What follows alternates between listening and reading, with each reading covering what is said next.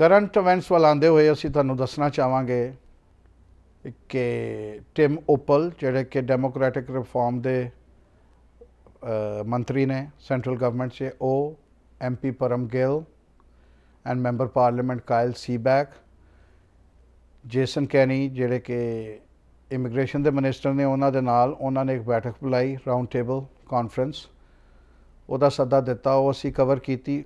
उहदे च मेन चीज़ जो डिस्कस हुई वो यह सी कि फैडरल गवर्नमेंट सीटां वधाना चाह रही है फैडरली मैंबर पार्लीमेंट्स दियां, क्योंकि पॉपूलेशन बहुत ज़्यादा वध गई है। उहदे बारे च उन्होंने जानकारी दी।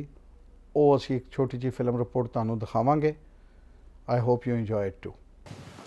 Well, thank you very much, and it is a pleasure to be here in Brampton again. Thank you, Parm and Kyle, for being here. And like we said, Minister Kenny is on his way. He'll be here in just a few minutes. Parm and Kyle, thank you very much for your work on democratic reform and helping us move these initiatives along as quick as possible in the House of Commons.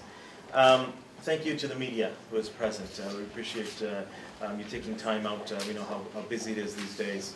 What I will do is just quickly outline what our democratic reform agenda is, where we're at, and where we're going, and the importance for that. For this government, the Harper government, the economy continues to be our #1 priority. We have a strong mandate from Canadian people to continue our low tax plan for jobs and growth. But at the same time, we do have an opportunity to strengthen and enhance our democratic institutions. And that is what the Prime Minister has asked me to do in my mandate as the Minister of State for Democratic Reform. One of the top things that we started off with was legislation for Senate reform. What we're doing is, the Senate right now lacks legitimacy because senators can serve up to 45 years without a democratic mandate from Canadians. So the legislation that we've presented in June, the Senate Reform Act, would bring that down from 45 years to a maximum one term of 9 years. And also, we're setting up a framework for provinces to be able to select their senators. Now, Alberta has taken the lead on this a number of years ago. They already have legislation in place. They already have an elected senator in the Senate right now, Bert Brown. BC has legislation in place, and they are considering that legislation. Saskatchewan has passed legislation in this regard. New Brunswick has already made an announcement that they will be holding Senate selections. So we are getting support from provinces because provinces see the need to allow their citizens to have a say in who their senator will be. And this will really bring the Senate into a 21st century democracy, which is obviously very important for us to add more accountability and legitimacy. The other thing that I've been working on is our political financing regime. We eliminated the tax subsidy that goes to political parties. We believe that political parties should do their fundraising from supporters who wish to support political activities and not rely on government handouts. We've also moved to eliminate a loophole in the political financing regime where corporations, unions, and wealthy individuals were able to give loans to political entities, whether they're candidates or political parties, with no real expectation of ever being repaid. At the end of the day, that would be a very large donation, which is illegal.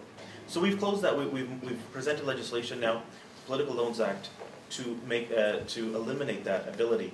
So no corporation, no union, and no wealthy individual will be able to make a loan to any political candidate or party. Only banks, financial institutions like a trust, credit unions or trusts can make those loans now. And the third thing that we've done is to address the gap in fair representation. Currently, 3 provinces of Ontario, British Columbia, and Alberta are underrepresented because of their population has grown and the number of seats in the House of Commons has stayed the same. And this is very true in this riding. Kyle Seaback's riding has, I think you're well over 180,000 residents, getting close to 200,000 residents right here in the GTA. And well, a riding out in other parts of the country will have anywhere between 40, 50,000 to 70, 80,000 residents. So you can see that there's a huge gap. There's a huge gap in the representation. And so we have brought legislation forward, the Fair Representation Act, that is fair for all provinces. It is a principled formula that is applied to the entire country and follows through on our campaign commitment to do that. And we are in the process. We have passed it through second reading. It's been passed through committee and is now coming back to the House of Commons for report stage. The troubling part is that both opposition parties have rejected this and are voting against the Fair Representation Act. The NDP, they have a different formula that essentially does not treat all provinces fairly. Our plan brings every single province closer to representation by population. The NDP plan does not treat every province fairly. It actually pits one part of the country against the other. The Liberal plan is not to add any new seats at all. They have chosen to take seats away from some provinces and give them to others. And the problem there is that the Liberals would be picking winners and losers, who loses seats and who gets the seats. And this is something that we find extremely unfair, especially to the smaller growth provinces that we committed to protect their seats. And the Liberals would be picking winners and losers in moving those seats around, and still, at the end of the day, not fully addressing that representation gap. Our plan would add 15 new seats to Ontario, 6 new seats to Alberta, 6 new seats to British Columbia, and we made a commitment that any province would not become negatively would not move into a negative position in representation as a result of this formula. So Quebec will receive 3 seats to move up to be equal for their population, and their representation will be equal. Quebec will have 23% of the population of Canada. They will also have 23% of the seats in the House of Commons. We feel that that is fair, and Quebec will be equal in that regard. So this goes a long way in addressing that representation gap for the faster growing provinces and follows through on our long-standing commitment of this government and party to do so. So I will be prepared now to take any questions in that regard. One thing that's very important, especially for new Canadians and visible minorities, the fact is that most new Canadians and visible minorities are now living in the faster growing provinces of Ontario, British Columbia, and Alberta. So as those communities grow, they are also living in areas like Brampton that are growing. So some of the most underrepresented people tend to be new Canadians and visible minorities. And that is another reason why it's so important that we move forward with this legislation as soon as possible, because they too deserve to be represented as equally as any other Canadian. To the greatest extent possible, every vote in Canada should be treated equal, should have equal weight. And that is what this Fair Representation Act does. And we are asking the opposition to help us and support us and get this passed as soon as possible, because we do have a deadline and we need to get this in place before the end of our mandate. It's a commitment we made, and we want these seats in place. Thank you. Thank you, Minister Apple, for those opening remarks. And maybe we can start with a question and answer. We can start from this end. Once again, I would encourage you to please keep your question short. And if you can mention your name and the name of the organization, that would be great. Victor O, Chair. Victor O, Chair of the Canada-China Business Communication Council.